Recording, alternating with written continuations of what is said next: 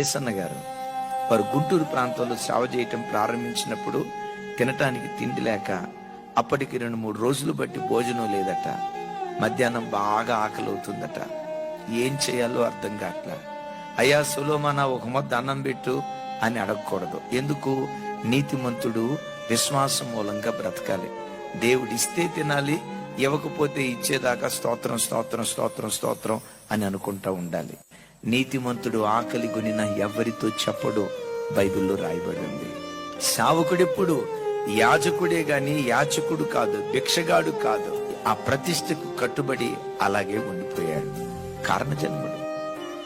ఆ నకనకనకలాడుతుండగా నిండు యవ్వన వయస్సు, ఆకలి బాధ తట్టుకోలేక ఆ ప్రాంతంలో చింత చెట్టులుంటే చింత చిగురు కోసుకొని నవిలేడట.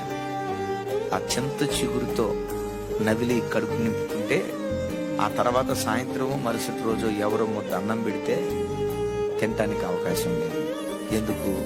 చింత చిగురు నవిలి నవిలి నవిలి నవిలి చింతపండు నవిలితే ఏమైంది? అదే. ఎన్ని శ్రమలు వచ్చినా వారి దర్శనాన్ని మర్చిపోలేదు.